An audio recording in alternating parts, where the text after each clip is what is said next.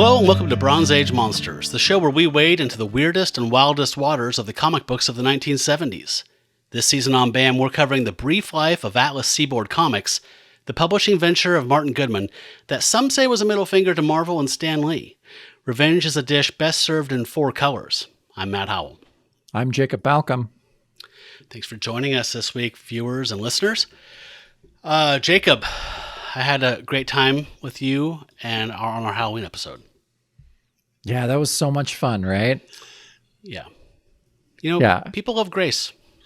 People love Grace. And, I've kept a hold of the Bloodstone she made us and the signed by Plu Ghost Rider. So you need to, next time I go up there, you're going to take, we're going to co-parent that. Because I've had the Bloodstone lovingly at my desk, and I sometimes turn it on, and it blinks. And it's amazing. And Grace is the best. Everyone loves Grace. Yeah, she's pretty I don't get it. I mean, I don't get it. I do get it. She's amazing. I get it, totally. Yeah, no, she's awesome. Yeah, that was super fun. I'm glad we got that. Like I said, the stars aligned, and that was a Halloween episode that just fell naturally in that order anyway, so I felt like that was the gods smiling down on us.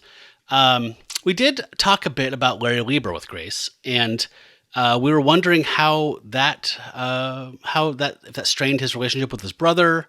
And our friend Matt Harvey from the Tarantula episode and from Exhumed and many other awesome bands like Cold Slither, he sent us some mail. And Jacob, I was hoping you would read that letter because he clarified some points. I love when people chime in and let us know when we miss something.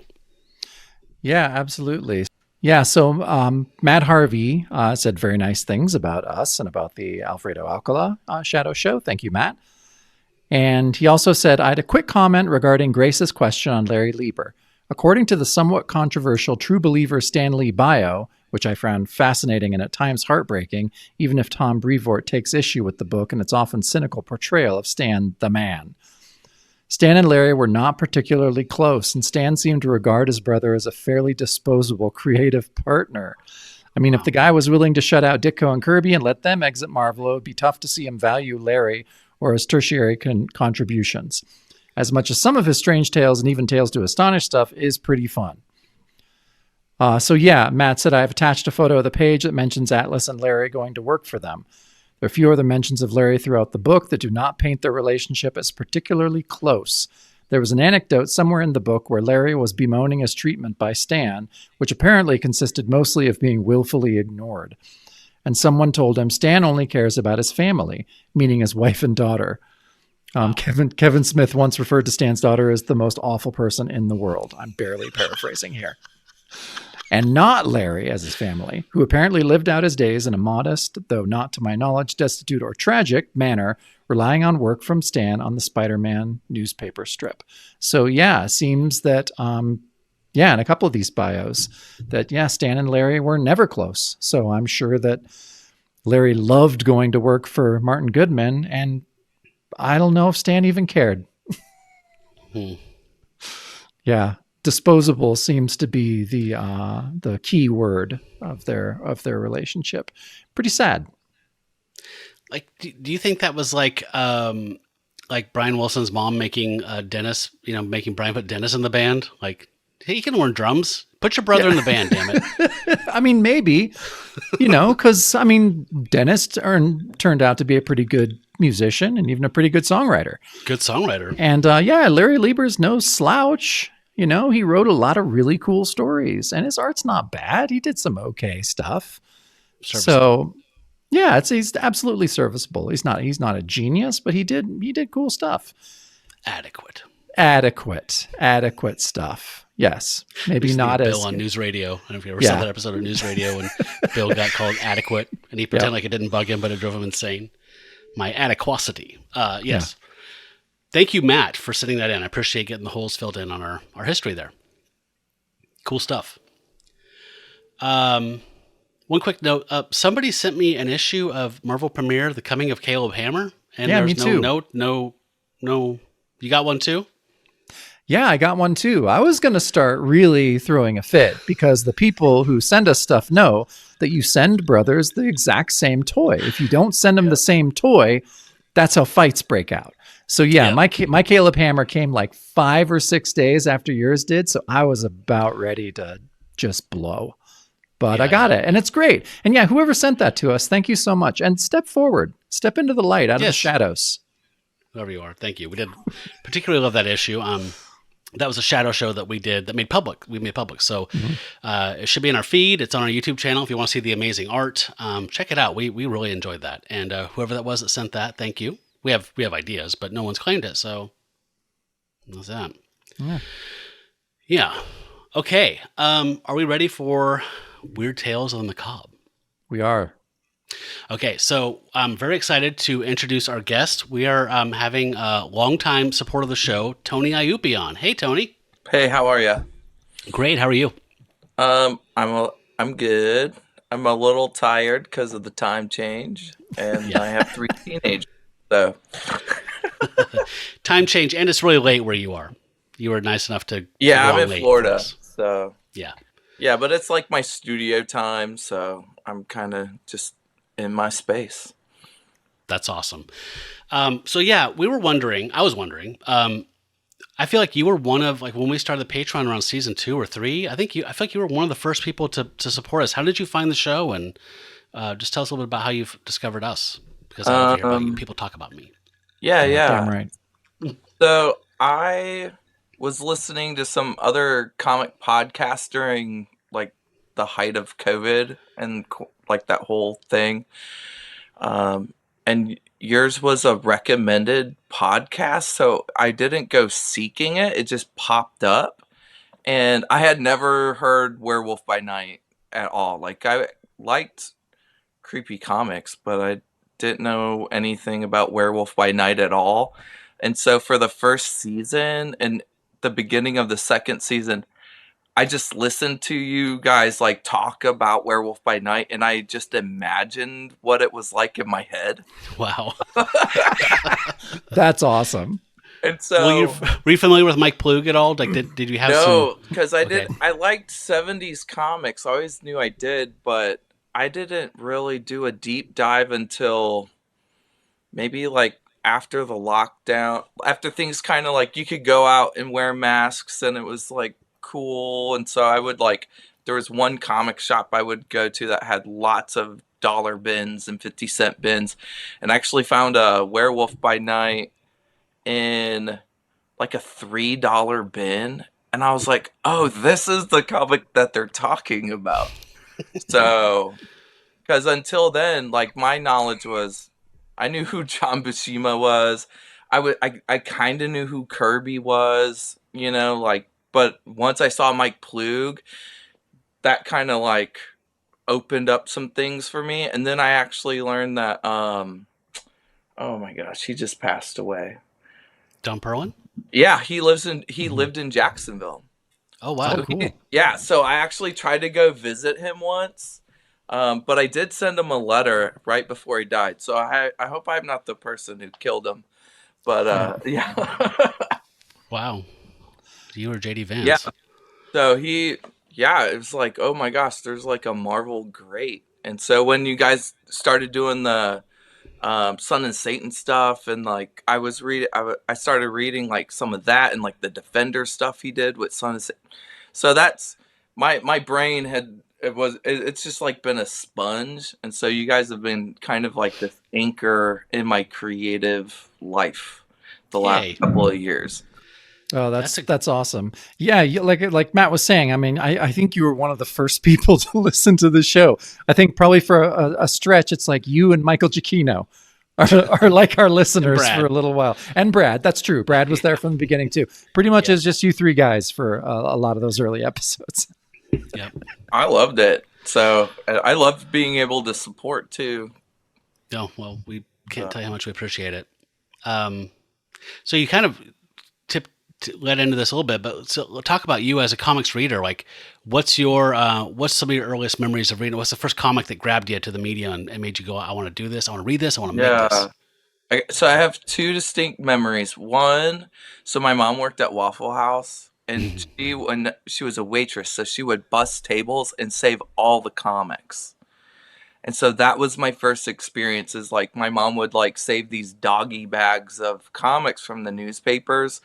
So they would have like the Calvin and Hobbes, and at the time I didn't appreciate like the Prince Valiant, but I do now. So like that stuff, the Sunday funnies, you know, like all the stupid Ziggy stuff and the Hagar the Horrible. But also they would have like Ninja Turtle strips or like Conan strips and Spider-Man strips from time to time. So like that was my introduction.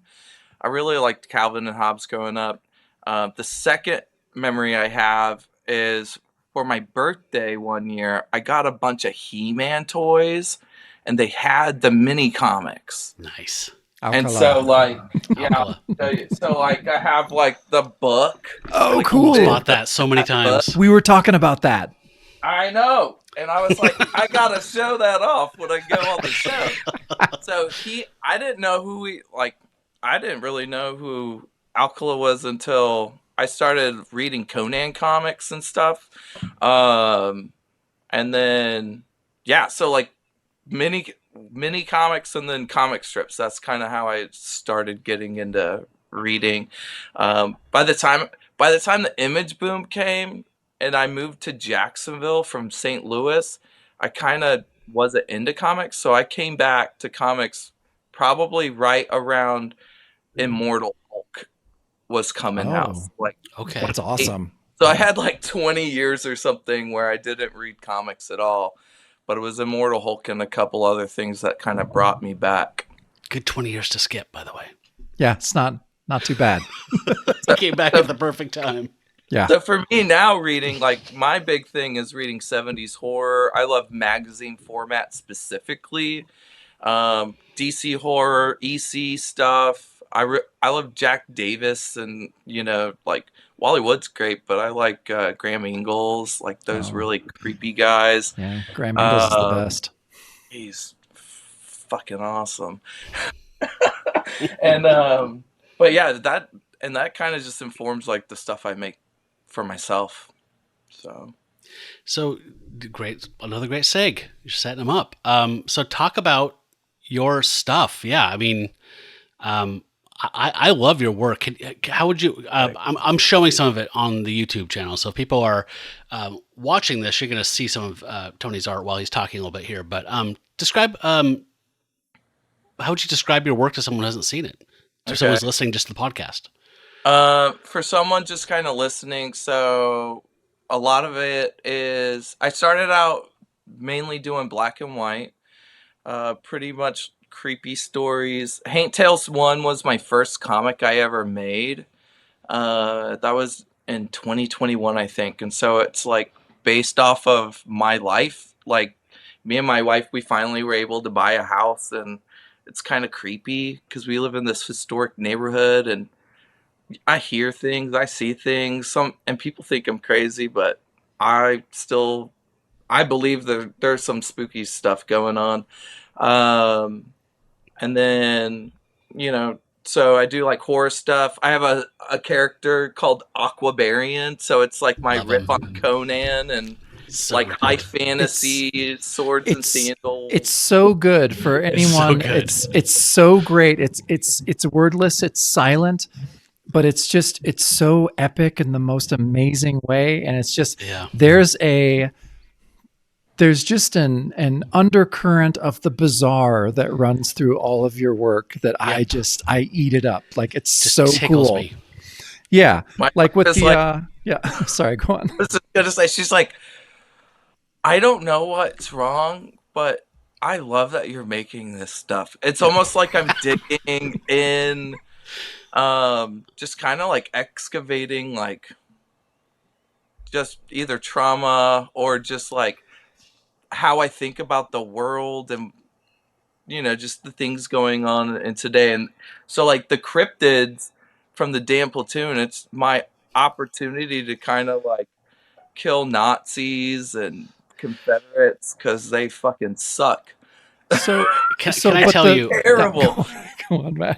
I was just going to say, I was rereading some of your stuff today. I was rereading Foul Feast today. Oh, yes. The first story in here, WTF, I feel like you cracked my skull open and just scooped out everything that I love and made a comic out of it. There's cowboys killing dinosaurs and then that are commanded by Nazis.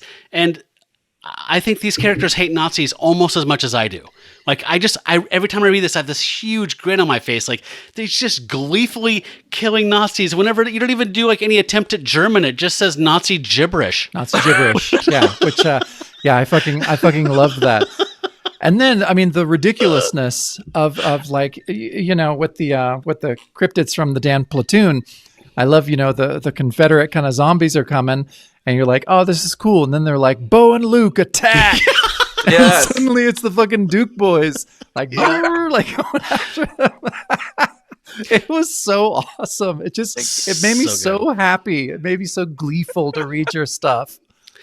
And you do my two favorite extremes, where there's that where it's just like the little kid Matt just being utterly amused and you know, adoring it, and then other side is abject horror, like the Sadie Hawkins Massacre, which still elicits a full body shudder from me at a point. Every time I read it, it upsets me and it sticks with me, and I love that about it. So I love your work. I just was wondering, who do you? I mean, you said that you grew up reading comic strips, you know, Bill Watterson, whatever, like Hal Foster, you saw all this stuff.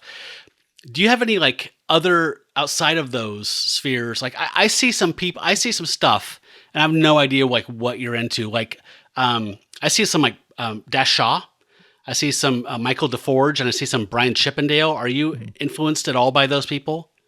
I know who they are, and I've read their stuff, but I'm not really influenced by Okay. Yeah.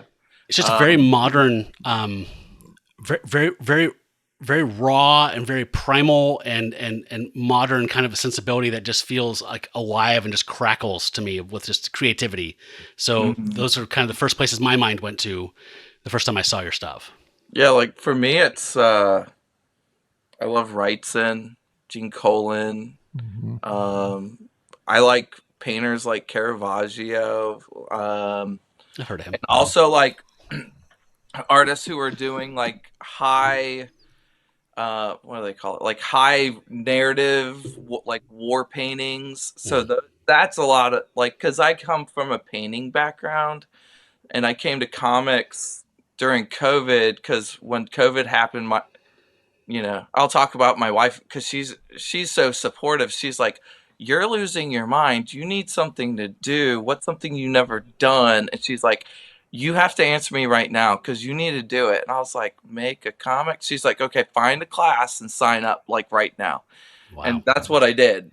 So like my first class in 2020 was a 6-month graphic novel class with this group called the Sequential Artist Workshop in Gainesville, but it was like all online. So that's how I started. I like guys too. Like I like the underground guys, specifically like Spain Rodriguez. I like him. And then what? I don't even know him, so I'm gonna have to check him out. Oh, dude. I don't either. Yeah, I'll show you. He did this book called Trash Man. Let me see if I can find it. I feel like I've seen that at Floating World Comics. Yeah, so him. I like Gilbert Shelton's like Warthog, that Warthog character, and like stuff like that. So I like underground guys. I kind of live in the 70s for the most part. For me, it's not nostalgia, it's discovery, because I didn't grow up in the 70s, and I didn't really ever see anything until I became an adult. And then in 2022, or was it 2023, I went to Heroes Con in Charlotte, North Carolina, and they had there was one booth, and they had nothing but like Conan magazines, and I'd been picking them up for a while, but they were $1 a piece. Oh God! So I was like, I'm buying all 70s of these motherfuckers. So I bought like all these, and I've just been pouring over those. So like when you did the Filipina, like when you're doing the Alcala episode, and like I love those Filipino artists like Nestor Redondo, and right, like those guys are so they're inspirational to me. And a lot of that is, peaks in specifically in that AQUABARIAN stuff. Just the way they use line, and they're high figurative. There's something about like classical drawing, but also comics that I feel I connect with the most, if that makes sense. Yeah, it definitely does. So we're putting a link to your website in the description here and on screen and in the show notes. So please go check out Tony's work. You have a lot of your stuff that's available to preview or read entirely online. So scanned, beautiful stuff. I think people are going to dig it. So please check it out. We're ready to dig into some Seaboard's HAINT Tales. Yes, ready. Yeah. All right. Let's bring this on. Okay, so, Jacob, I realized when I was looking up the date this was on the shelves, this was one of the first things that literally hit the stands from this venture. I noticed that. So I think what happened was I did the Gothic romances, and I didn't want to do magazines so back to back, so I just pushed it out, and I think I pushed it out so far it didn't even make sense in the chronology, but that's something that only I have to live with. So anyway, this was on stands October 22nd of 1974. So this is like literally one of the first things, like this and Grim Ghost, I think, one of the first things that came out.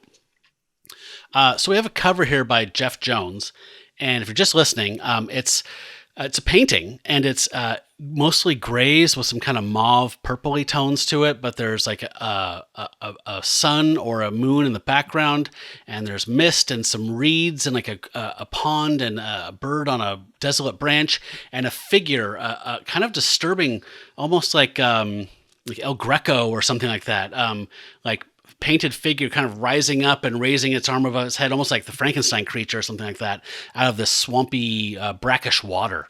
And the title of the book is Weird Tales is blue of the Macabre, and Macabre is orange with it's all got black border. But man, I have a really hard time with this cover because it feels like a fanzine to me. It feels really slapped together as far as like the logo.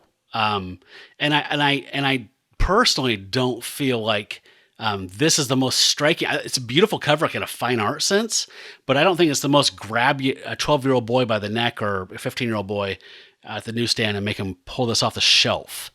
Anybody else want to? No, it's really bizarre. I agree with you with the titles and everything. It is very slapdash, and it's a cool painting, but it's almost abstract in a lot of ways. And yeah, you're right. That's not really gonna fly off the newsstands to just, your average Joe. I mean, I think the painting's gorgeous. I mean, this is Jeff Jones. This is his only Atlas credit, is just this painting on this one. So yeah, it was weird. It kind of, when I went back and realized that this was one of the first things they put out, I was like, okay, that makes sense. But Grim Ghost is so striking and so put together, and just like comes out like a shot. So yeah, I don't know. I don't know what happened with this cover.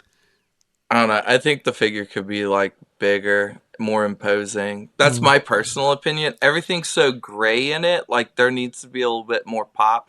And in 99, 2000, it became Jeffrey Catherine Jones. I don't know if you know that. Like they transitioned to female. Oh, okay. No. Yeah, but they went by Jeffrey Catherine Jones. Okay. Like later in life, and this is pretty early work for them. And I love painted covers, and I kind of like it, but I kind of hate it at the same time because it doesn't serve the purpose of the comic. And you don't see this anywhere in the comic. Like it doesn't do anything for you. You know what we do when that happens? We drink when daddy sip. We do. You know what, Tony? You're 100% right, and it's been bugging me like for 2 weeks while I've been living with this thing. You're right. If they scaled up this painting 50% to where the figure was a much more commanding part of it, it would work. He's too small, and it's too monochromatic, and it's too subtle for what this magazine is. Yeah, that's why it doesn't work. That's what I think. Okay, good call. Okay, shall we dive in? Let's do it. All right, so yeah, we get the contents here. The demon is dying, time lapse, the many horrors of Dan Curtis, a second life, the cheese is for the rats, Tour de Force, and Speed Demon. And we each picked a story to focus on through this. We're just going to kind of dash through here. We did get a letter from Jeff Roven, I'm assuming. Although one thing, Jacob, you did mention on the cover, like, I'm surprised since Grim Ghost was so tight, and this is one of the earliest offerings why it wasn't tighter. But I was just thinking while you were saying that, I remember Roven saying, why did they put Chip on the black and white horror books when I came from Warren, and they put me on the 4-color books when Chip had experience at Marvel? It doesn't make any goddamn sense. Yep. So that might have been it, right? Even though he's named as as editor-in-chief of the line, I believe Chip Goodman was. Yeah, he actually was running the black and white books, right? Yeah, and Chip Goodman, comics and magazines, maybe not his greatest strength. His swank stuff, it kills. You're right. Swank is where he really shines. But on the black and white mags and the comics, not so much. Yeah. So, this Macabre Mails here is kind of them setting up the letters column and starting off with typical thing you do in the first issue. Just kind of a mission statement, what's going to come. And this is actually pretty condescending, in my opinion, history of horror, where horror came from, and the history of horror comics to date. And now we're coming and we're going to change it all, baby. So, I don't know. Pretty dull read, in my opinion. I read it, though. So... we get the first story is The Demon is Dying. It's written and drawn by Pat Boyette. We've covered Pat Boyette a bit this season, and previous seasons as well. The Tarantula with Matt Harvey. I'm a huge fan of him. I love him even more in black and white. This story is a strange little one about a demon character that comes and terrorizes these villagers, and they make a plan to stop him. And I just thought the art was gorgeous. I mean, they do an arcane occult thing and trap him, and it's got a little twist ending you'd expect. But what do you guys think of the art in this thing? Oh, the art is unreal great. Yeah, the story kind of devolves into something kind of slight, kind of tropey a little bit. But God, the art is great. And I like Pat Boyette, but man, I in black and white, I love him. Yeah. Yeah, that panel rules. Yeah, I like this art. For me, it's like those ink washes and the commanding sense of like value. Yeah. There's like also like in this one, like this comic, there's really nice compositions that kind of help lead the viewer or the reader like all the way around. Like that pentagram thingy, right? That pinnacle right there. That's a dope panel. I like looked at that for a while. I was like, me too. What's going on here?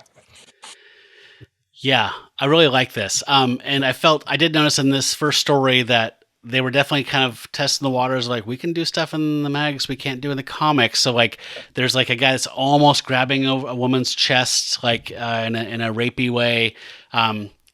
Stuff that they're going to go all out on in the second issue, by the way. But this first issue is a little more timid, but it's definitely pushing it. So, I mean, just gorgeous art in here, though, from Boyette. And I know that he's not everybody's cup of tea. There's a letters column where one guy complained specifically about Boyette. I know art is subjective, so it's no point me bitching about somebody's opinion, but I think that's insane. I mean, just what I'm looking at in this story. So, you don't like him, I get it. It's not everybody's taste, but God, I absolutely love this first story. Story itself was okay, but I chose a little something called Time Lapse, and this is this art's by Leo Duranoña, right, Jacob? Yes. And we last saw Duranoña in Devilina. I believe it was the second issue of Devilina. Maybe it was the first one. But it had a mermaid revenge story that was really disturbing. Ben Potter joined us, and we were all in love with the art, but the story was pretty upsetting and kind of hard to read. Sexually violent and just disturbing all around. So I was excited to see Duranoña again because I love his art. So we start off with a nice little classy prologue here. And look at these beautiful, clean lines, these bold lines. There's a guy who's looking around a curio antiquity shop, and he finds a strange clock, and he asks the shopkeeper if it works. And he says it does. Just needs a minor little adjustment. And I love that you get to look at this guy, and the protagonist is very just a schleppy kind of, bespectacled little nerd. And then we see that the dude, and he's completely rendered in a separate style, these fine little fussy lines, and he almost looks like in an X-Files, like if you look directly at him, you can't see him. It's like this kind of, weird blindness where he's just kind of blurred in your vision, in your memory, because he's just kind of like a force of nature or something. And then this fourth panel, guys, who does this look like, where you see like a weaving loom or something, and there's like things that should be a black silhouette are rendered in white, and there's some strong shadows. Is this Miller? Is this Matt Wagner? Who am I? Is it Bill Sienkiewicz? Who does this look like? It's driving me nuts. All of those are good candidates all of them. for a style. I'm sure they were all looking at this. Sorry. Yeah. It's like that white silhouette, but also like if you look at that antagonist or that shopkeeper, like the way he's just like framed in black throughout, not just his eyes, but like that weighted black framing, and then you have that juxtaposing spindle or whatever that wheel is. There's interesting things going on, and with the textures too. So the patterns and the textures, it's really well done. Like I couldn't stop looking at this comic. Yeah. In this one, I think we could fly through if we chose to, because the story is incredibly slight and it's very well-trod territory for anybody that likes Twilight Zone or anything like that. But we're just going to hang out and talk about the art a little bit here. And then again, this guy's rendered in like, he's almost impressionism. Like he's not even there. He's like a ghost. He fixes this timepiece. The guy says it's only $10. He's like, holy shit. Okay. Yeah. Sold. And so he takes this clock home, and then we get the title page, time lapse. And our character wakes up Saturday morning and he's like, all right, well, I got my girlfriend coming over tonight. You know what? I'm not working today. I'm going to sleep until noon, and then I'll put the roast in the oven. And he rolls over, and then he opens his eyes and he's walking across his bedroom door. He's like, what the hell? I was just laying in bed. Now I'm dressed. How's this happening? And then he wakes up and he's in bed again. So it's almost like twitchy, glitchy, like I'll drink for this. Jacob, I was thinking Twin Peaks Return episode 8, like the woodsman, like when they just like scratch and it's like, and just like in front of the gas station convenience store. Yeah, absolutely. 100%. That is exactly what I was thinking too. That is how this guy operates in time. He's like unstuck in time now. So he wakes up and he's like, holy shit, I'm in bed again.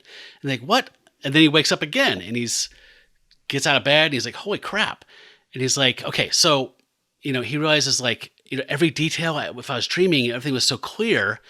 And then he goes out and he starts making his breakfast. And he has a spread out. He's got some toast. He's got some eggs. He's got some butter. And then in a blink of an eye, his food is eaten. His plates are dirty. And he's like, what the fuck is going on? And then bang, it's all back again. And he is horrified, rightfully so, because his world seems to have, he is unstuck in his world. And so he's freaking out about this, and he realizes, he says, something happens and leads to something else, and I can't stop the pattern. I have to follow through it until I reach the image I've just seen. So it's almost like he's jumping forward like 3 seconds, and then jumping back, and jumping forward and jumping back, and he has a path, almost like in Donnie Darko, when there's like the fate worm that comes out of Donnie Darko's chest, and that's where he has to go for like the fate to happen. He has to do the action to get where that is, to get past that moment in time. It's so creepy as a concept, even though it's, again, something feels very Twilight Zone, very Rod Serling. And so, again, he's just kind of saying, it's just like I saw it, just as how it's happening. And so he realizes, okay, I need someone to help me out. I'm going crazy here. I'm going to call a friend. And then he sees, I love this panel where he sees like images like fractally expanding out, again, like Donnie Darko, where he's like, that's me going for the phone in like 1.5 seconds. And he has to go through those actions to close that loop. And then he's like freaking out. He's so scared he can barely dial the phone. And then the phone's off the hook, and then it's back on the hook. And then again, just like that Lynch thing, where it's just like scratching record. And then he's like, did I talk to Ben? He's going to call his friend Ben to come over and help. And he's like, did I call him or not? He has no concept of where he is in these loops that he keeps getting stuck in. And then he calls, and the weird thing to me was when he says, Ben, thank God, could you please come over here, after like all of these broken loops that keep happening. And then the guy says, huh? What's up? Who are you? I was like, wait, what? what is happening? Is he overlapping loops to where he's not speaking, but he thinks he's speaking, and so his friend Ben is just like, "Who is this? I can hear something in the background, but nothing's going on." I don't know, but just look at this art though, like these extreme close-ups, like in that middle panel where it's just teeth. Yes. I'm talking a lot. Sorry. No. The art in this whole thing is it's just so incredible. It's so impressive. And it just gets better and better as the story goes on. Yeah. Like, yeah, I think this is some of the best art in the issue. I agree. It makes me think of like Breccia or even like Eddie Campbell. Like Eddie Campbell for sure. The way he's cutting those marks. Yeah. But those silhouettes are kind of proto Miller.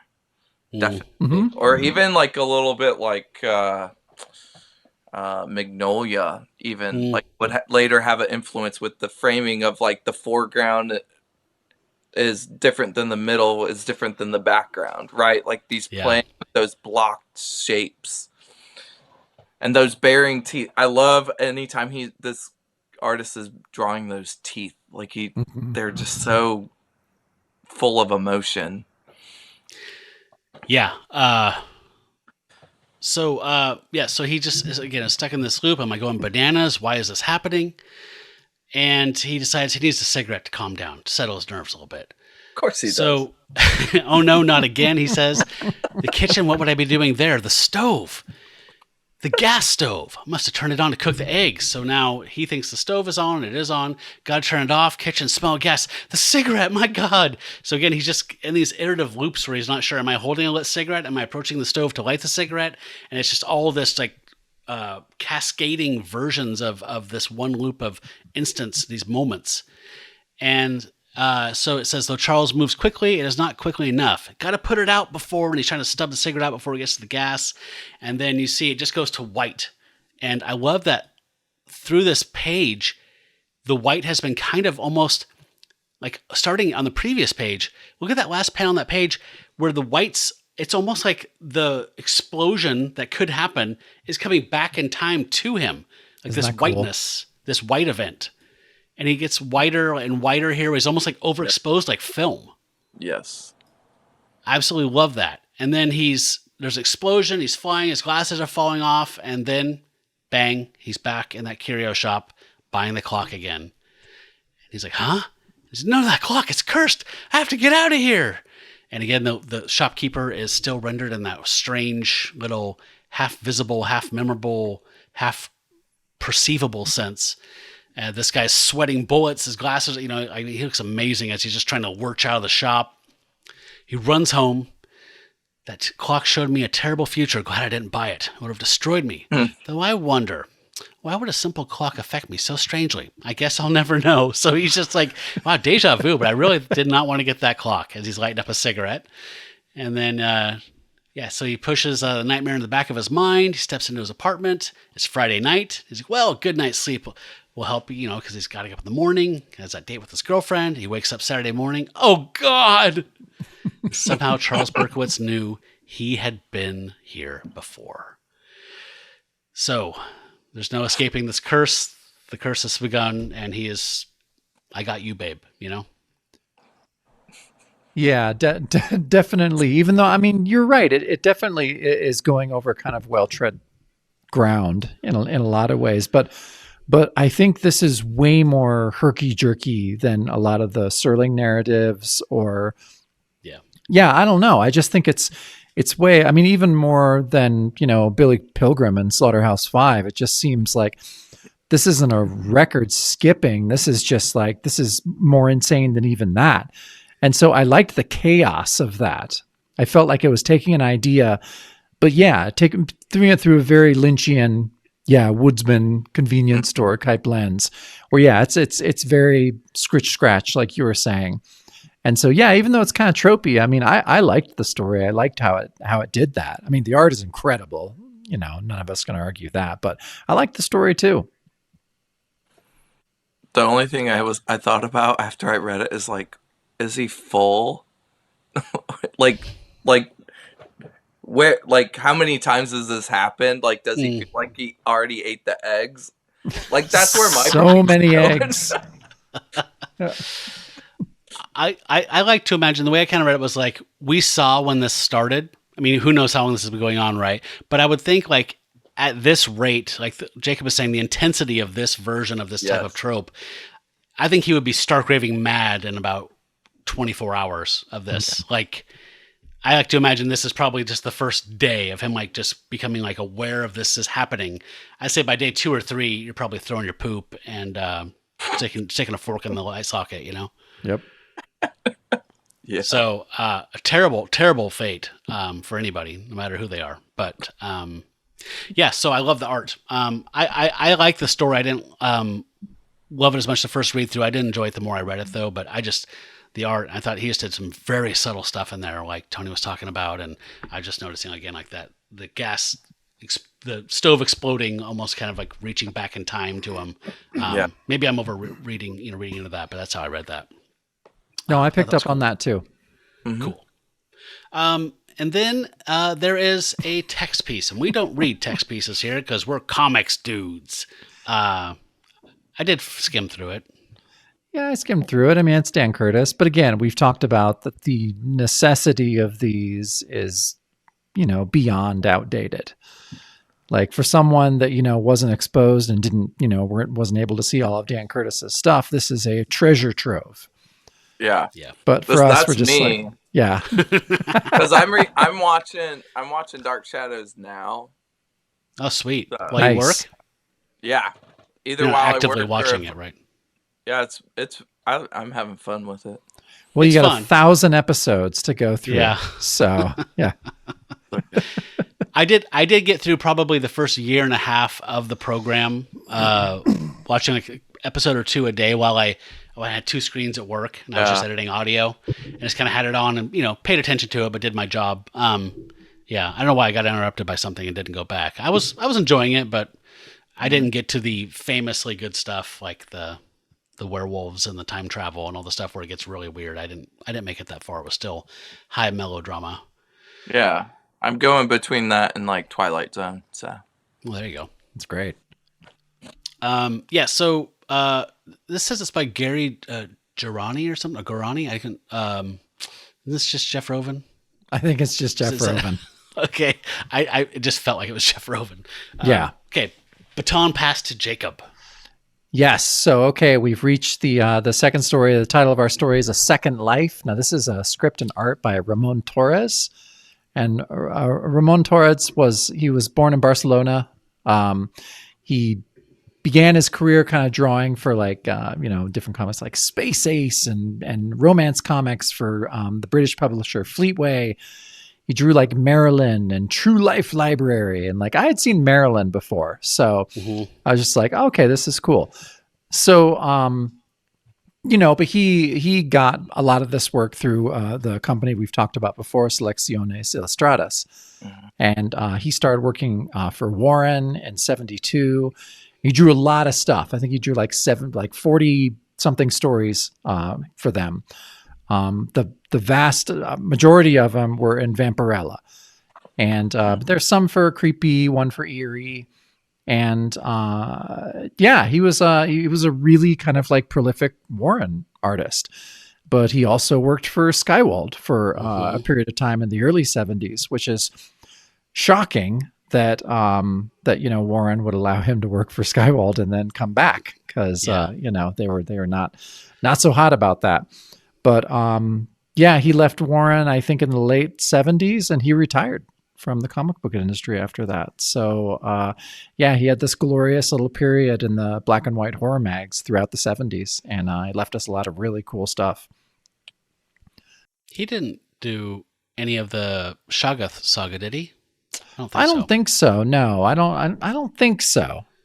That's when we talked about Selecciones Ilustradas, right? Yeah, because that was all those guys were on the Shoggoth stuff. But I don't think Ramon Torres. But not him, though. Yeah, I don't think so, no. But, so this is a little story called A Second Life. And, man, I like to read the intro. Yeah, you do. I just do. It's just who I am. It's what I'm all about. And so, the opening narration reads, "He lived that night as if it were for the second time, as if somebody had warned him it would all happen that way. He had dreamed of it many times and was surprised to find his dream coming true. A girl in the middle of the road, surrounded by the sea mist, a beautiful and desperate girl who needed him. And so, yeah, it's this guy, he's driving, and there's a gal kind of flags him down. It's just like, please, I need shelter for the night. Can you help me? And so this guy's going to his fishing cabin. He's like, all right, I'll take you to the cabin. It's pretty near. He's like, what happened to you? And she's like, well, you wouldn't believe it. My second life has just begun. And then, and so she just kind of is telling him all this stuff, being like, I needed to begin again. I had to leave behind all that hate. And she wants to begin loving. And, he's just like, he slowly gets creepier and creepier. But at first he's just like, oh, you're a very sensitive young lady. But then he's like, if you want to start loving, honey, you've just found yourself the partner.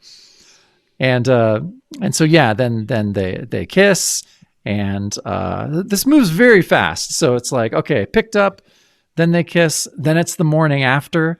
And it says, in the following day, there wasn't a more satisfied man in the whole world. And we see her sleeping in the background. Yes, guy's a super creep. And he's like, I'll give her some money, pay her well. Wait till the boys in the office, they'll never believe it. So, this guy's like just an ultra creep asshole. And so, he's just like, I'm going to find out her name. And so, and he has the paper and kind of like turns, he's cutting a piece of bread, and he sees in the paper there that there's this girl that drowned last night. And some of her belongings were found near the river. And he's like, my God, it's her. And she's like, you are right, my love. It is me. And he's like, well, what does this mean? The paper's over 2 weeks old, says you're dead. I don't know if it's, I like the negative space that's in that panel. It's weird. I'm just like, was it a mistake? Is that like it's weird enough, but I kind of like it, even if it was a mistake. I feel like that's really common with these Spanish guys around this time, where they almost have this kind of psychedelic stuff, like that Dracula thing that was the New English Library, whatever. New England Library, where it's just kind of like, just vaporizes off into kind of like Star Trek stoner world. Like, I love it. I do too. Yeah, it's such a cool effect. And then, she goes on. She's just like, oh, I am dead. But before, conveniently, before she died, she made a pact with Satan. Like, see this car? When I descended to hell, I asked him one more chance to return, to get to know love, to forget hate. I'm like, that's not something Satan would agree to. That's not his deal. Why did she go to hell? Why did she go to hell? Yeah, I don't know. It's not a lot of fault. Did she drown herself? Yeah, she did drown. I think she did drown herself, right? So, yeah. But I love that he's not getting it. He's like, don't treat me like a fool. This is some sort of joke. He's like, I don't want to get mixed up with the law. And then I love that she's such a like a hippie flower mama. She's like, it seems as if the world just cannot do without hate. And then, she goes on, I threw my clothes 2 months ago. I threw my clothes in identification in the river. I've been living in the woods ever since. Everyone took me for dead. He's like, well, why? And he's like, well, I wanted to be someone else, person who loves. She just keeps going on, she wants to love, not hate. And, but then she's just like, gets real clingy. And it's just like, I'll do it, loving you as we loved last night, like two strangers, like. And then he's like, oh, hold on there. I'm married. I'm a respectable person. And then, but as he's just like, no, I'm a respectable person. He's just like, I'm not going to ruin my life to stay with a girl who everyone thinks is dead. And then it's his like brutal face. He's like, everyone thinks she's dead. Oh, okay. Good thinking, Stanley. Good thinking. Yeah, exactly. She's like, no, wait, I need you. And she just, it's so sad. She's just like, will you see me? You'll see me interfere with your life. I'll tell your wife everything. Disappoint me and I'll ruin your life. And he's like, shut up. And then there's this fairly long sequence of him going to slit her throat, of just being like, the world thinks you're dead. Why not? Why not? I did like that shot of him just with his glasses in his eyes. He's kind of getting crazy. This whole page is very like From Hell to me in a lot of ways. Wow. Like just in kind of, depicting this really horrific act. and from these different vantage points. And that one with her, with the knife right under her throat, or right up to her throat. And then, he screams. He's like, "Why not? If you're dead, no one can accuse me of your murder." And she's like, "Oh, don't do this. No." And then, and then he's like, "It's done. I got to get rid of her." And so, he takes her, puts her in the car, and is driving off. And as he's driving, he's just like, "Oh, the smell."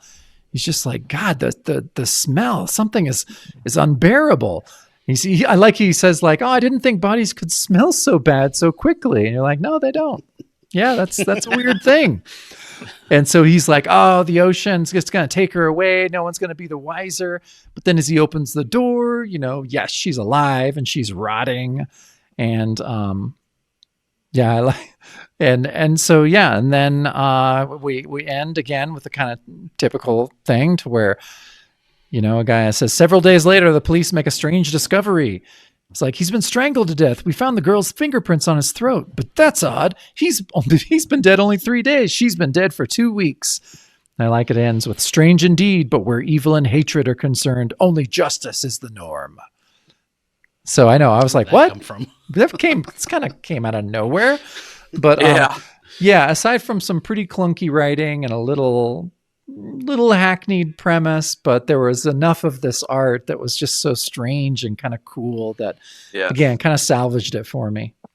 They should have ended it with something tying in love and hate. I know, right? It would have been such an easy tie. Yeah, nope. Evil and hatred, justice is the norm. Oh my God. The artist wrote this also, right? Yeah, the artist wrote this too. So I was really into, you pointed it out, but just like this, like, wow, she's a hippie and she's like making a deal with Satan. This is very like that post-Manson end of the hippie era, that kind of that dark stuff like Hunter S. Thompson talks about, like in Fear and Loathing in Las Vegas, the high water mark of the 60s is the tide is broken and it's going back down. Like all the hippies are just Satanists and weirdos. And I just thought that was a weird note that this guy picked up on as an artist to decide to write a story around. And then, like he said, this weird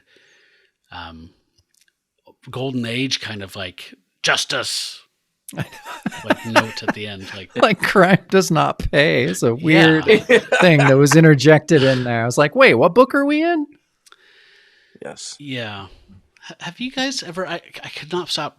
I mean, the art is absolutely gorgeous, Jake. I'm with you. The story is kind of familiar. I kind of like that he leaned into the dude being such a creep that you don't ever confuse yourself that you're supposed to feel bad for him at any point. So you just get to focus on the oversimplified story and the gorgeous art. That's pretty disturbing. But have you guys ever read the story from Creepy number 63 called Jennifer with one N? It was written by Bruce Jones and the art's by Bernie Wrightson. It's kind of an infamous story. When they did the Masters of Horror anthology in 2005 with different directors and stuff, Steven Weber from Wings, the actor, he directed and starred in the version of it. You can watch this. It's on Hulu. It's on tons of stuff for free. And it was directed by Dario Argento. Cool. But it's this really, really disturbing story about this guy who comes across this girl who is about to be shot by a guy screaming like, "You're evil, you're blah, blah, blah." And he saves her and protects her. And she has a hideous face and the hottest body you've ever seen in your life. And he takes her home to his family and it destroys his life one by one. And it just keeps getting more and more disturbing. And she's feral and he's attracted to her. And he keeps just choosing her over the right things to choose in life. And it gets dark as shit. But this made me think of that not nearly as good of a story, but like that same kind of vibe where it's just kind of, you feel a little sick. Like this guy's obviously some 2 martini a lunch scumbag businessman type of guy, goes out to his cabin, ends up nailing some hippie. And then he's like willing to slit her throat because he thinks he can get away with it. The whole thing is so gross. Like it just made me feel gross. So I couldn't help but think about Jennifer because that fucking disturbed me for years. Anyway, check out Jennifer, Creepy 63. Or watch the Argento version of Masters of Horror. Yeah, I'm gonna check that out. So yeah, what did you think of the cheeses for the rats? I love the art. Yes. I feel like we're saying that a lot with this issue. Yeah. The art was, was really amazing. So now this is the one, is this the one that Villanova is credited? I think so. Even though on GCD, one of the indexers was just like, Villanova is credited for this story in the letters page of issue 2. Villanova's style does not match the artwork of this story, while there are credits for Ferrer in the original appearance of the story. Okay, yeah. My notes just said Manel Ferrer. Yeah, Manel Sanchez, I believe. Yeah, Manel Ferrer is the actual artist in this. Oh, okay. Yeah, I only saw the GCD, so I didn't. Yeah, I didn't see the Villanova thing. Yeah, I mean, I wasn't totally surprised that Tony picked another story, Tour de Force, but Tony picked the best story, the best one. But I thought art-wise, I was almost surprised he didn't pick this one because this seems to be this guy's portfolio. Like every panel is different medium, approach, style. Like, I mean, throughout this entire story, the story is completely like gaggy, like the one jokey story that's in every horror anthology. But the art is just this amorphous shifting. I mean, maybe to his detriment, he doesn't pick a style, but one will be pointillism, one will be like charcoal, the next panel will be like ink and brush, and like it's just all over the place in like a cool way. But that's a great point of him doing this is his portfolio story. Just like, look at all I can do. Yeah. Please hire me for ads for magazines, please. For real money.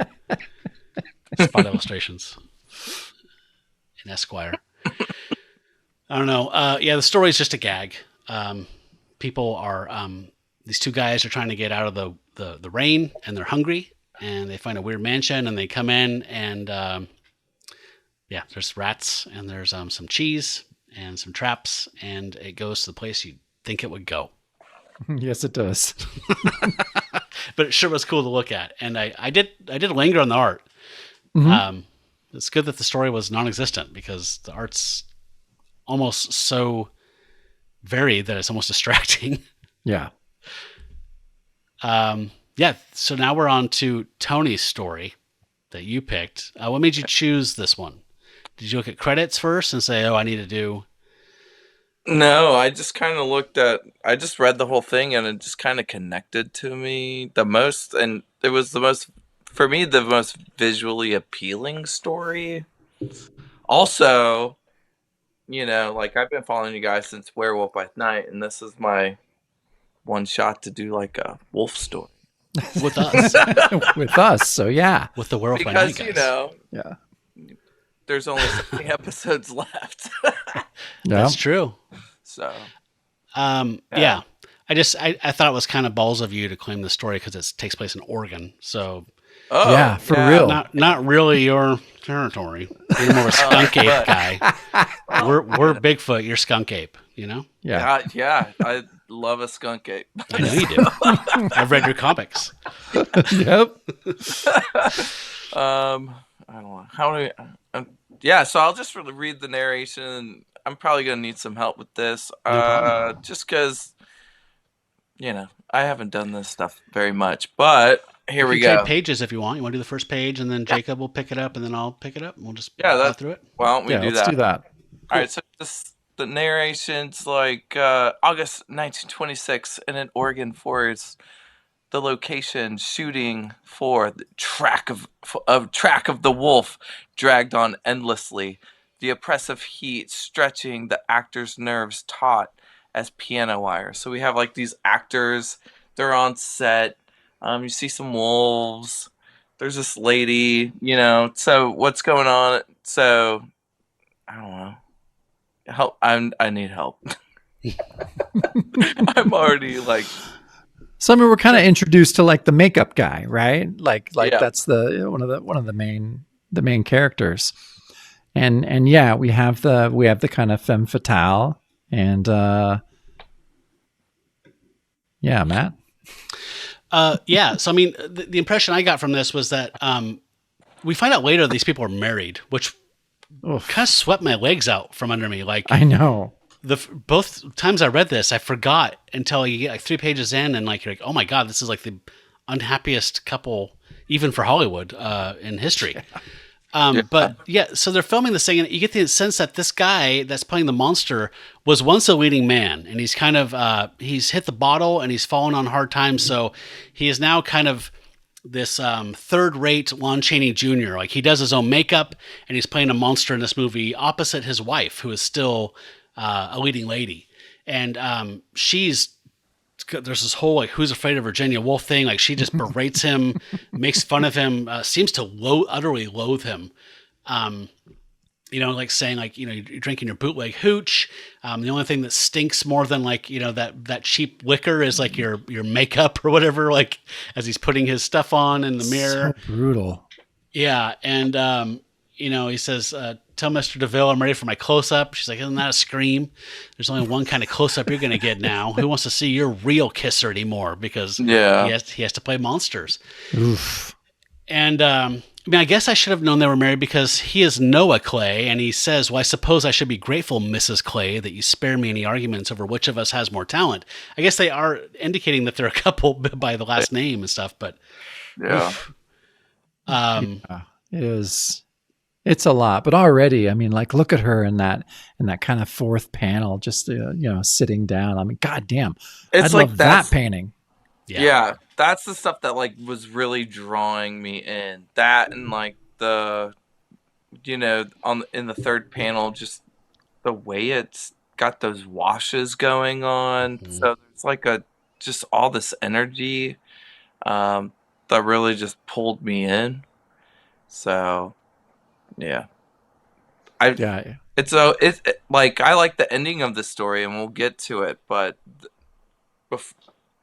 so he's, like, doing his makeup, but then, here comes a wolf, right? Like,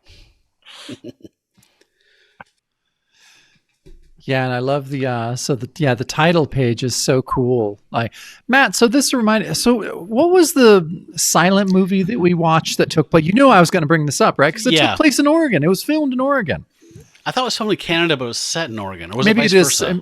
No, I think you were right. I think I don't know. I don't know exactly, but remember how, like, beautifully restored it was, and it had the different colors for each scene and everything. Like, I just kept thinking, I kept thinking back about that with this one. I felt like this was a reference to it. Like, I did too, right? Like, even the name is kind of like similar. Track of the Wolf. It's something like that. Yeah, I know. Yeah, no, okay, so I'm not crazy. All right. No. I was thinking of this the entire time, and I thought it was an oblique reference to that film. Okay, yeah. So, the title page is amazing. So, we have that. God, just the art on every panel. Like, look at that wolf. Yeah. Like, coming up behind, and then, yeah. Sorry, go on, Tony.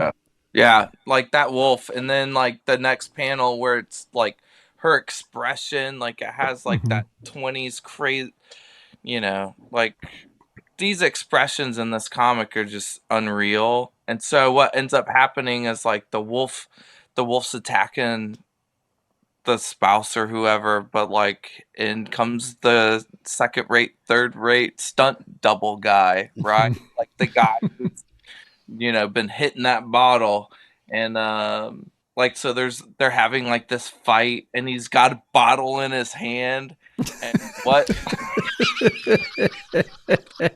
Right? Like, and this is one of those things, and it's like, it's titled Tour de Force. Like, this is, like, his most important role of his entire life. Yeah. And for me, it hits because it's, like, tying horror and comedy at the same time, but it's not slapsticky. It's more like the nuance. And so the fact that he still has the bottle in his hand and he's getting attacked by this wolf, like, it just hits on all levels for me.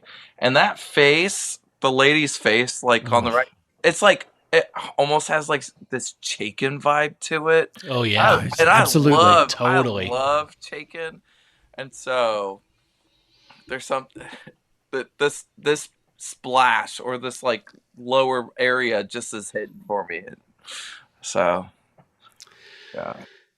yeah, it took me the first full read to fully get the meaning of the title, because like this is the role of his life, right? And then we're gonna see what that means. So the rest of the story here. Should I press on? Yeah. Yeah. So yeah, the wolf is like sunk its fangs into his arm. So he's been bitten by this wolf. He bashes its head in with his liquor bottle. He emerges victorious, and his wife's like, "Oh, you saved my life." He's like, "Don't flatter yourself, Ruby. Without you, the picture gets shelved, and I don't get paid." So she's saying, "Well, heck, saving me was the least you could have done, Noah. You owe me. If you didn't have me to mooch off you, you wouldn't even have this job." And she says, "But you won't have this job long once the director sees that bite on your arm." He's like, "Well, then, don't tell him. If he hospitalizes me, then I'll have to find another stuntman, and I'll be out of work. So shut your damn mouth, Beautiful art, like throughout all these things. And my only issue with this, which I don't know what a solution would be, is that it's just there's a lot of words. But I mean, there's not wasted words. Like there's just a lot going on, but it's just super dense. Yeah, it's a pretty packed page. Yeah, it's really packed. Yeah, most of this story is packed, but so he's saying, I'm going to do things that'll stand them on their ears. I'll make it back in this film, clear all up to the top. So this is like, again, his last big chance, right? So he struts on, and the director's like, "Oh, Mr. Clay, only 30 minutes late. You've beaten your own record." And then meanwhile, his wife is over with like the leading man, and the guy's like saying like, "Honey, you should slap my face for what I'm thinking about you." She's like, "Oh, Jack, honestly." Right in front of her husband. So like one of the reasons I just love this comic visually is the way that the figures are posed, like the way that they're angled and their necks are craned, and whether it's the late like his spouse on the previous page, or up above, and then the two on the bottom right hand side, like they carry this weight about themselves that is just really commanding. Like the art, I don't remember who the artist is of this, but like they really know how to draw a figure. Is it Leo Summers? Yeah, it's Leo Summers with a script by Martin Pasco. Tony, I was thinking while reading this this time, right now in this moment, I'm not surprised you chose it also because I see Jack Davis all over Leo Summers stuff in here. Yeah, for sure. Yes. Yeah. In a good way. Pretty good. It's pretty good. Want to take it, Jacob? Yes. So then, they're about to start, but it's just like, oh, yeah, it's like, oh, what's wrong with your arm? And he's like, oh, nothing, a little sore from exercising, and then of course, his wife's just like, what happened, sprint at lifting a bottle? Ha! God. And then he's going, he tries to stand up for himself, and just like, listen, clown, I don't like your attitude, what you're doing with my wife. He's like, why don't you dry out somewhere, you bum? And then he finally is just like, that tears it. And then, but the guy's like, well, I'm not only the lead, I own this picture. So lay a hand on me and you're out. And so, but then, this panel of, goddamn, it's so good.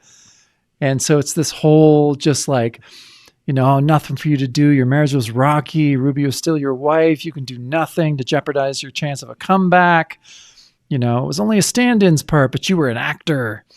And that whole panel is just I love pretty much every panel of the story, but I thought from a storytelling standpoint, like that panel says so much. Mm-hmm. Yeah, it's like a montage. It is. It's a beautiful montage.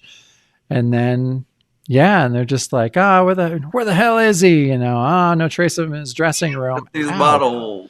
And then and like, damn drunk. I'll see he never works again. They're like, Clay, where are you? You're supposed to be on set. Sorry, I have a kitten attacking me as I'm doing this. Just like, ow, shit. Rabbit. Those are sharp teeth.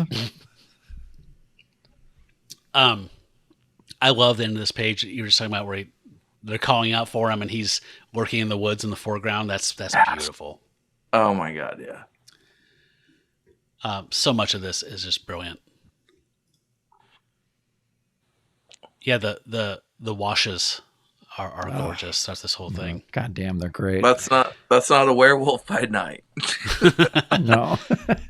Jacob, was Leo Summers the guy in Thrilling Adventure Stories who did that story about the plane that crashes in the jungle? Yeah, that's the one that you took in Thrilling Adventure.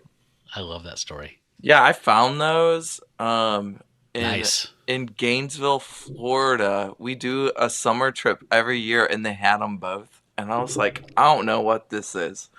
I would later come to find out that, it's the stuff. And I was like, oh my God, these books rule. Yeah, they do. Yeah, Thrilling Adventure, especially out of the magazines. We really enjoyed those. Yeah, they're just like amazing. right over there. Terribly underrated of all the output of Atlas Seaboard. I feel like they get the least amount of eyes on them, and they deserve the most. Yes. Okay, so we're pressing on here. So he comes lurching out of the woods. Ah, there you are. Lord, you must really be smashed this time. Hey, what's the matter with you? Are you nuts? And he's like, cut it out. You're taking this role a bit seriously. And he throws him to the ground. Jesus Christ! So his expletive is taking the Lord's name in vain is cut off by blood in his throat as his throat is being torn out by this guy. A momentary fit of insanity passed, and the time it took your plaster claws to rip out his throat. Then you stared in horror and revulsion at your handiwork. And that panel, man, as he's running away in the distance, and that's like very kind of Jack Davis-y too. Yeah. As he's just like in this kind of impossible position, and in the foreground there's just this twisted wreck of a human form. That's dark, man. You did the only thing your crazed mind could think of. You ran. You managed to remove all evidence of the hideous deed from your makeup. So he gets all the blood, washes the blood off of his fake fur and his makeup, and gets on the set before they find the victim. And then here he is in this beautiful, I love this shot. We're like down on the ground looking up as he's holding the heroine of the story. You know, his death was attributed to a wild animal. With all the Jack scenes in the can, the cameras kept rolling. So he's, cut, print it. No, that was terrific. And the long shots, you look just like Jack. The guy that he just tore his throat out. Mm-hmm. Oh, man.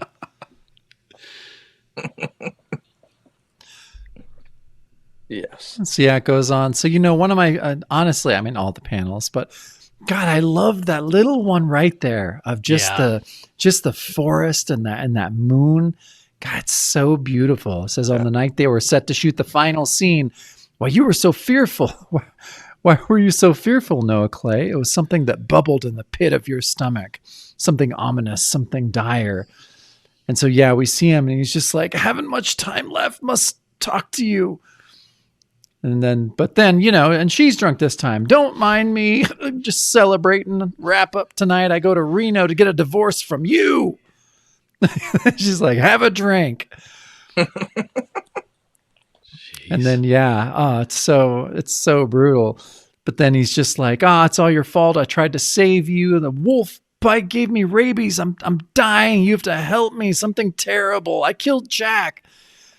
He's like, you're crazy, Noah. It's just the DTs. There's nothing to be scared of, Look.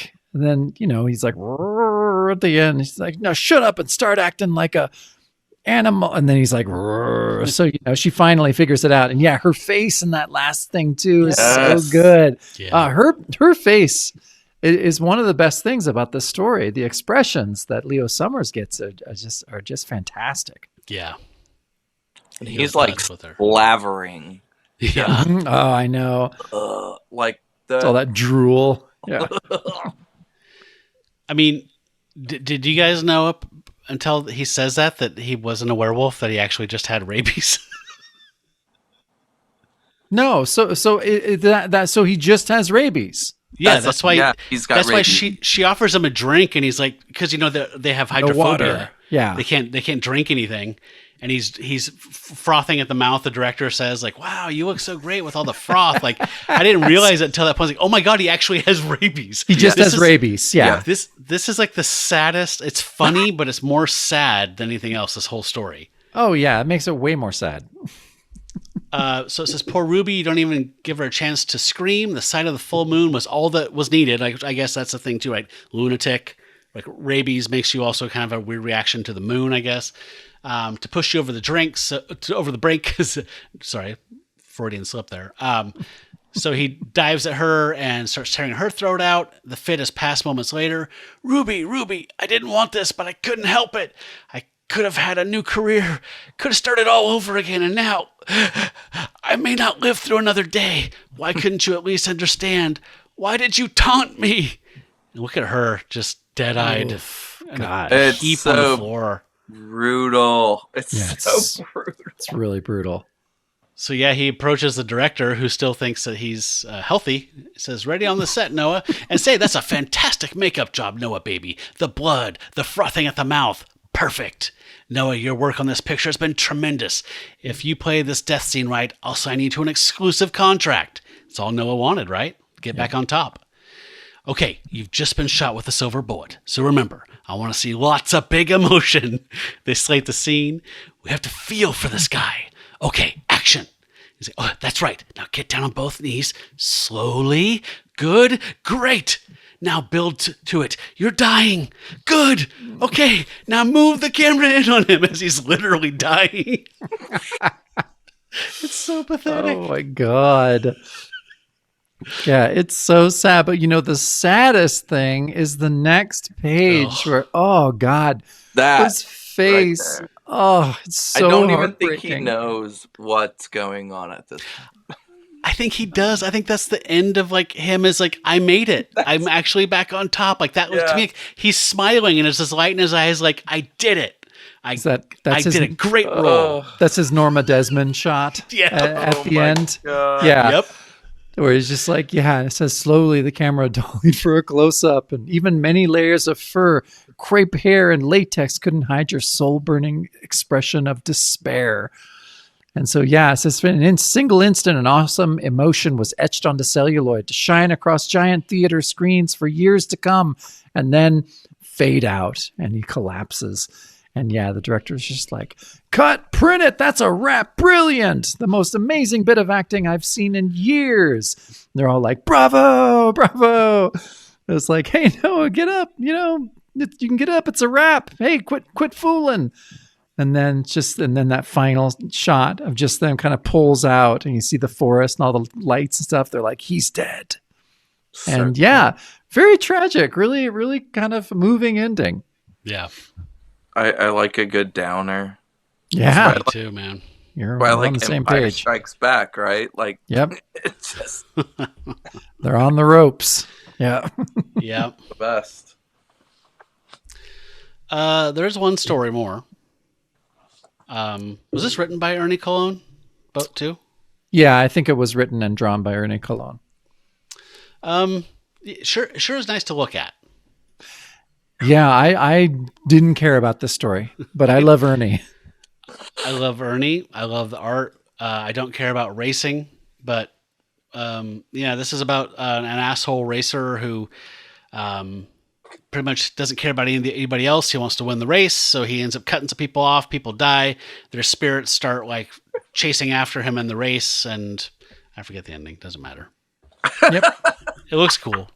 It looks cool, but that's about the correct amount of time to spend on it. Yeah. 12 seconds. Synopsis done. Yeah. Boom. Yes. I don't know. Anybody else have anything to say? I love Ernie, but I did not. I don't care about racing, and I didn't think the story was particularly inventive or creative. So I was just like, eh. No. Yeah, I kind of breezed through it. Barely read it. They could have done more with it. They could have there could have been more. Yeah, there could have been a lot more. I'll just stop with that. Yeah. I'm not going to say what it could have been, but No. I'll make a bootleg. Okay. Yeah. There you go. It does make me think of. Have you ever read Mort the Dead Teenager? Whoa, yes, way back in the 90s. Yeah. So I'm a little bit obsessed with these, and I'm like, oh, this is what this comic should have been. That was Marvel, right? Yeah. Or was it? Yeah. Yeah, and it was Heine. What's the guy's name? Hallegren. He was like one of those 70s underground cartoonist guys. Mm-hmm. Then Larry Hama wrote it, and this Whoa, I didn't guy know that. Hallegren, yeah, Wow. he drew it. So yeah, Crazy. Yes. Yeah, I'd rather read More the Dead Teenager. So good. So yeah, this is the point of the episode where we do our shout outs. So we have a Patreon that a lot of you have subscribed to and supported us. And there's many tiers of support. The one that we recommend because you get all of our bonus show stuff. So we have been doing a bonus show / shadow show for years and have 100, and this will be 125 if I'm correct, right?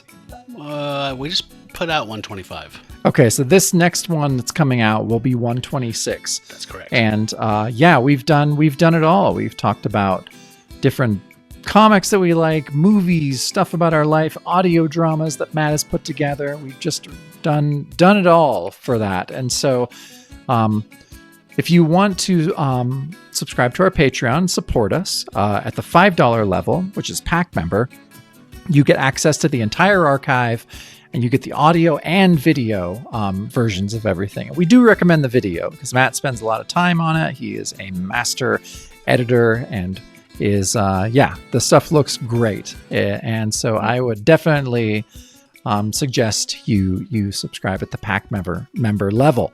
So aside from all that stuff that you get, you also get verbal shout outs on the main show.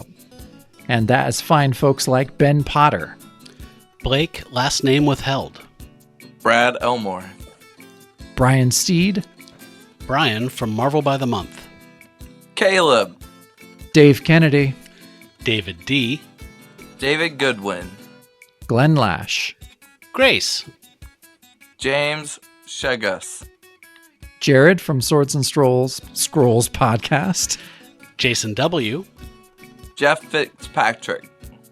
Jerry from Buffalo, Justin the Owl. Kyle from the Heartland. Matt Harvey, Melissa Watts. Michelle from Moonlit Comics. Mighty Morphin Blue, My Childhood Comics. Pat Speck. Rob from Marvel by the Month. David. Oh, Hey! you Thony got Aiuppy. yourself. Oh my God, that rarely I happens. love when that happens. Oh, it's so great. Say your name. Yes. All right. Tim Tucker. Are you not going to say your name? You're not going to Tony? say your name, Tony? I did. You did? All right. That's what I thought. That You wasn't did. very loud Thony and proud, is Aiuppy. all I'm saying. Yeah. All right. All right. Tim Tucker. And Worm Drive Pro. There is one more tier, though. But before we talk about that, you guys, Guys. do you hear this? What's going on? Something big is happening. What? Someone has ascended to godhood. There's an ascension? There's been an ascension. Yes, sir. So, the final tier is for the star gods, and these celestial barbarian deities get even more content exclusive to that tier than the previous tiers, the other tiers get. And we're doing something special for them. Next week, we're recording finally that Skywald Human Gargoyle Saga review that we've been promising for a while. That's one of the many little things we do just for those folks. Also, after 6 months of being a star god, you can go into our Threadless shop and pick out a t-shirt or a coffee mug or a travel cup and have that sent right to your door free of charge as a thank you from us for supporting us and being a star god. The hallowed ranks of star gods include fine folks like Ben M. Bill Eschbach. Brink. Eric Hadley. Jason Finestone. Jesse McFerrin. John Walsh. Josh Link. MJ. Mark Nivens. Michael Giacchino. Ryan from Across the Bifrost. And a new star god, Russ from Taste the Pot of Dracula. Returning friend. Now a star god. Nice. Congrats, Yes. Russ. You're on your ascension. And Jackson T. Overstreet. Yes. All right. Uber patron. Thank you to the Star Gods for your support. We hope you guys dig that Skywald thing we're going to be dropping on you in a couple weeks. It's going to be awesome. So, moving on. There was a letters column because there was 2 issues. However, it was not in any of the scans, And I was too lazy to take my phone out and photograph it. And do you guys want to read? Do you guys want me to pull mine out and read? Okay. Not really. So the letters were okay. The other thing was the letters were okay. They actually, there was 2 pages of letters, and they all seemed real. So this came out, I think, quarterly, because the second issue came out in January. And the first letter did seem like a plant. The first letter was one of those like, watch out, Marvel. Get out of the way, DC. You guys are here to kick all kinds of ass or whatever. Yep. I'll just read the first line. Please. It says, Yahoo, Zowie, Wowie, and move over, Marvel. So, yeah, plant scene right there. Yeah. The first letter is definitely a plant. We would have, if we had played with Tony, Spot the Plant, I think he would have said that is a fake letter. The rest of them seemed actually pretty real. Like I said, there was one person who said, like all these guys, like all the stories are okay. Pat Boyette sucks. And I was like, shut up, loser. Typical, right? Yeah. So, I don't know. There was some valid criticism, and it was nice that they actually printed some things that were critical of them.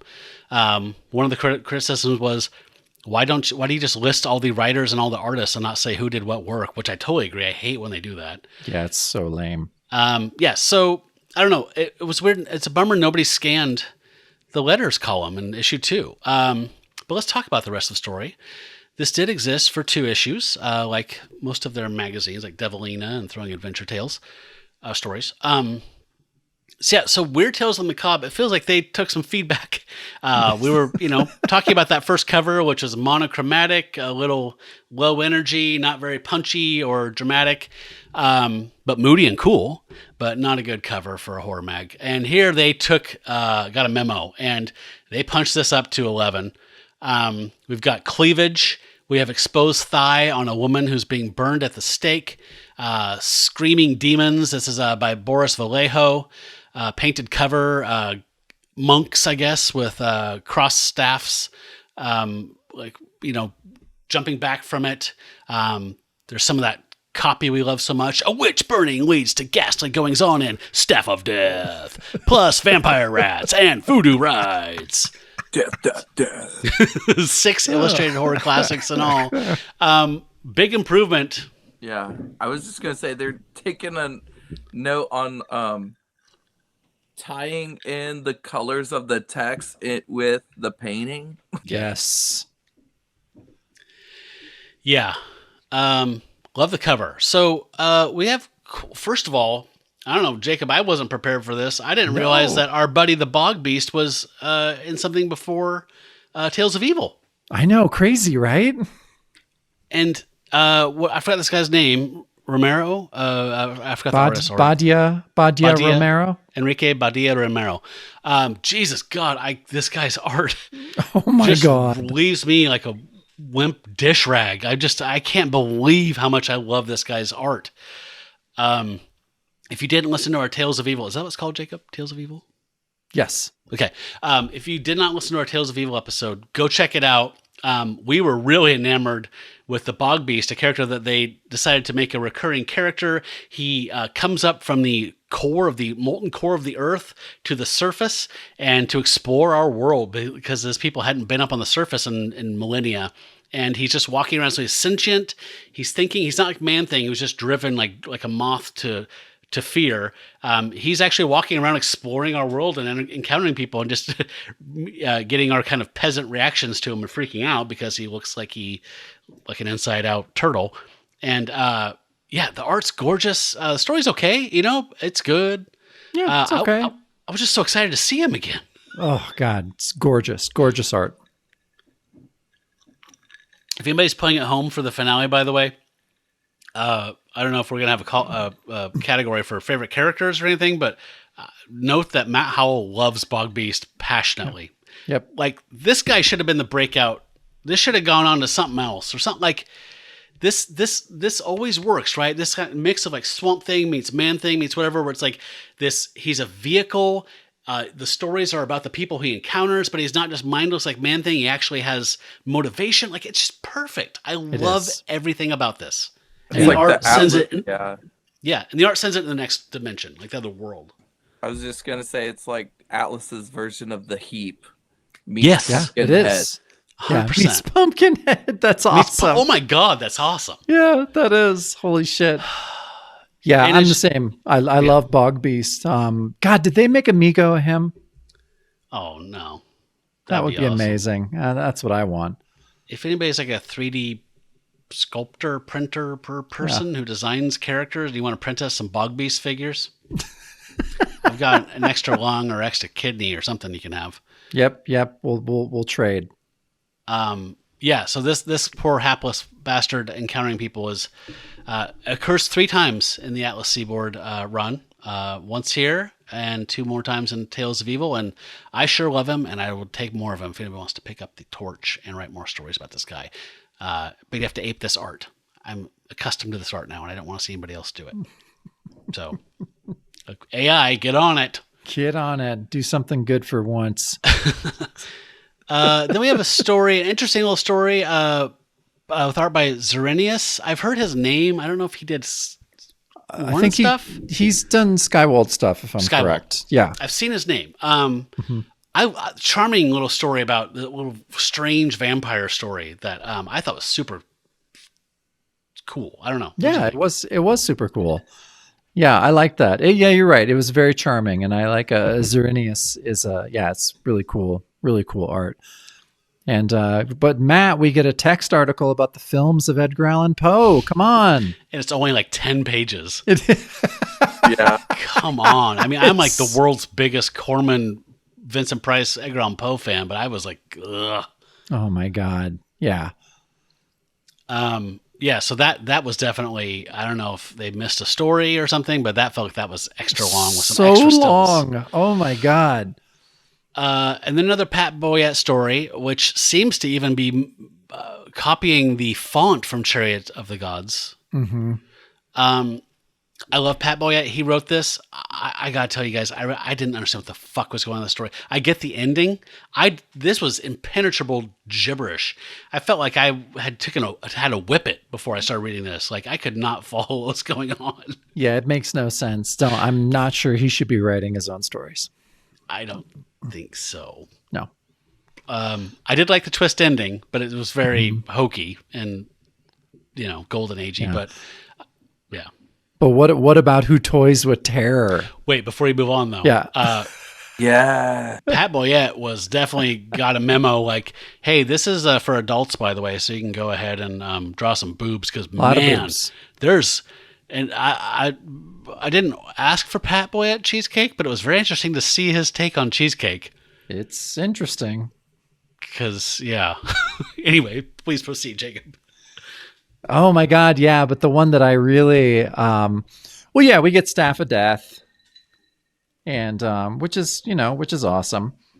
But the one that, but the one that kind of precedes that is, Who Toys with Terror. So it's a script by George Cashton with art by John Severin, and I just fucking loved it. I mean, this is every kid. This is every kid in the 70s with his monster kit, and all of his monsters that he loves so much, and dad or grandpa or whoever, and all of these stories just like, your stupid monster kits, whatever, but then, monster kits come to life and kill the guy. But goddamn, the John Severin art, holy shit, man. It's awesome. It's so good. It's just like two-fisted tails coming at you. Yeah, there was a lot of the same dudes that worked on Thrilling Adventure Stories 2 were on this one. Because he did that amazing World War II story. That one that we were just freaking out over. I know, holy shit. The art in this one is absolutely gorgeous. The story was just, we've seen it in Amazing Stories or whatever, that TV show. It's been in TV movies. I think it was in the werewolf pilot episode of the werewolf TV series. Like you said, this is a trope in the 70s and 80s. Like the kid's just overly obsessed with monsters, and the stepdad or the uncle or the mom that's like, get all this crap out of here. That's a total cliche. Yes, it makes me think of like what is it called? That Small Soldiers movie in the 90s. Oh yeah. But like the Nightmares and Dreamscape Stephen King. If you ever, I forgot what the story's called, but it has like There's one where like the toys come to life. It was like on TNT or something like that. I don't know that one. Interesting. Yeah, I like Staff of Death. I didn't include any pictures here, but man, Leo Summers, when they say buxom woman, That is that was like woman. Russ Meyer level. It was Russ Meyer. Yeah. Yeah. No, it was a great story. Yeah. I mean, it's basically Witchfinder General or Conqueror Worm. It's one of those types of like, that same type of story about witch hunters and the assholes. And she's, I think her name's even like Wicca. Her last name was like something Wicca. Super charming. And it was good to see Leo Summers again as something else. All pretty solid stuff. Let's do some final thoughts though. Our esteemed guest, Mr. Aiuppy, what did you think of Weird Tales of the Macabre? Macabre. For me, it's like I love that stuff. So I think I like this. I know we focused on the first one, but I think the second issue is a bit stronger. But that tour de force story, some of those stories in the first one are really, really good. I think it just tied in really well. The second one, so it's kind of like a C++ or a B- or something like that, like that first issue. But this is also compared to like the Skywald stuff and the Curtis Magazine stuff. So it's like, I like that. I like what they were doing. I wish they would have gone on longer, but I don't think, it wasn't really revenge being served in black and white.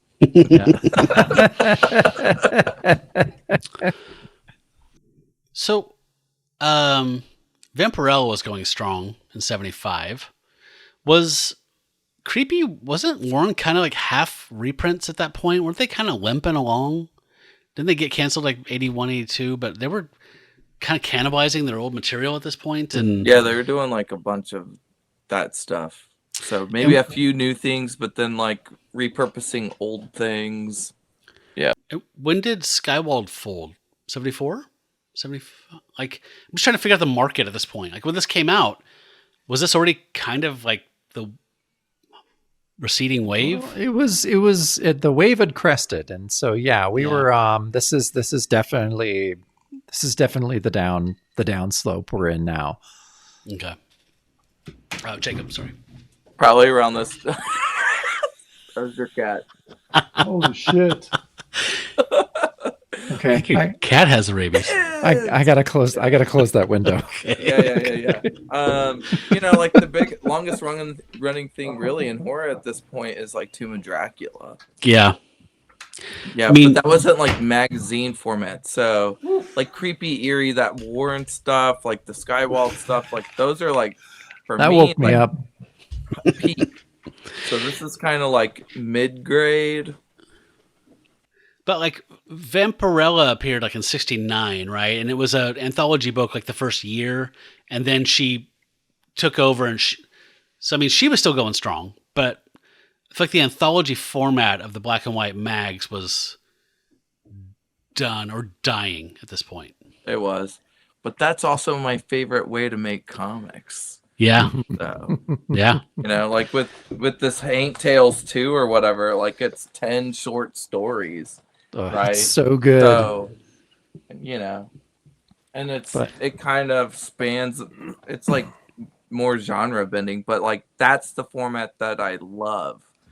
So, yeah. Me too. Jacob, what do you think? What were your final thoughts on this thing? Final thoughts. I mean, I enjoyed it. I've enjoyed all of the magazines, the Atlas, the Seaboard stuff. Nothing's gonna top Thrilling Adventure Stories, but I think I think I like this a little bit more than Devilina. I think I had a little bit more of a fun time with both of these on the whole. And Tony, I agree with you. I think issue 2 of Weird Tales of the Macabre was slightly stronger. But yeah, I got into these stories. I liked them a lot. And I'll say it's more like less, it's not like the art was suffering, it's more the storytelling. like the storytelling, the writing in 2, I feel is better. And the cover's better. Mm-hmm. I felt reading both of these issues that there was a weird phenomenon going on where it's at the same time the stories were slight but also rushed. So like sometimes I'm like, I don't know, there'd be like 5 to 8 pages, but they should have been 12, but there wasn't enough there to even warrant 4. So like it was this weird push pull to me of like this, like that second story by Boyette in issue 2. That felt like that was, you know, somebody on coke explaining their entire like 12 novel idea to you, and it's like, cool, can you do it in 6 pages? Yeah. Yes, I can. So yeah, I mean, I love the art. The stories were largely disposable or negligible. The tour de force one, though, the patheticness of it and the tragedy of it definitely drew me in quite a bit. So, and I agree with, I think, both you guys. I think issue 2 was stronger, just like it was in Thrilling Adventure Stories. And I thought Devilina issue 2 was better than Devilina 1, too. So, agreed. I feel like they just kept getting better as they went along, and they just didn't get a chance. So, yeah, I enjoyed this quite a bit. The art was the star, easily for me in all these things. It was interesting that there were a lot of cases where there was, you know, Colón or Boyette are like writing their own story and drawing it, and it was like as good as like a professional writer writing a 6-page story. So no offense to writers out there, but or you, Tony. But I just yeah, so I enjoyed it. I would have taken more of this. Definitely would have taken more Bog Beast. Yes. Always more Bog Beast. Yeah. Always more. Cool. All right, guys. That was our final thoughts. So next up, we have our friend Jason Feinstone joining us to talk about Ernie Colón's Tigerman. Is that how you say it? Tigerman. Gary Tigerman. He had, I believe, 3 issues. And so we'll be talking about that. Jason is a colorist, and he's a very talented guy, and he's a fun guy to hang out with. So I'm looking forward to that. But first, if you do sign up at patreon.com/Bronze Age Monsters and get the Shadow Show, we're going to be finishing our protracted review of the first issue of Skywald's Hell Rider. And we've met Hell Rider, we've met the Butterfly, now we've already met them, but now we're getting the little solo spotlight on the Wild Bunch. Oh, the Wild Bunch. Deke, Slanker, Curly. all the weird biker dudes. You know, don't forget Animal. Oh, and Animal. Yeah. God dang, how do you forget Animal? Animal's always the best. Any group of people with nicknames, Animal's always the best character. Muppets. Period. Yeah. But you know what? We're on Instagram. We're on Threads. We're on Blue Sky. We'd love if you give us a follow there. We'll follow you back. We post about stuff like episodes coming up, or sometimes we just share funny, weird stories we see, or, you know, cool art from other artists like Tony that post stuff that catches our eye. We'll share that out as well. As I mentioned, you can go to patreon.com/Bronze Age Monsters and support the show and get access to the previous 125 episodes of the Shadow Show, plus much more gated bonus material, and that Wild Bunch we were just talking about. If you're watching this on YouTube, we would love it if you would leave a comment. Let us know what you thought about these stories, or any other ideas you have about the Atlas Seaboard stuff. Give it a like and subscribe if you're not subscribed. We'd sure appreciate that. Thony Aiuppy. It's been a thrill. Absolute pleasure getting to chat with you after all these years of sharing stuff and chatting a bit here and there on like Instagram and our Discord. Yeah, I appreciate it. Yeah. I love your art, and I love getting to chat with you. And I'm hoping people will go and check out your stuff and support you. You do amazing stuff. And why don't you give me your, or I'll put your socials in there if that's okay. Your like Instagram and stuff like that. Yep. Cool. Yeah, give Tony a follow. He posts cool pictures, like his studio, and you do a little bit of teaching, yeah? Yeah, I teach a lot. So I teach at 2 colleges, and then I teach private lessons, and during the summer I usually teach at libraries. I teach comics and painting. Cool. It's pronounced libraries. Yeah. All right, Tony. Thank you so much. It was an absolute joy to chat with you about this comic. Definitely. Awesome. Thanks a lot. It was a blast.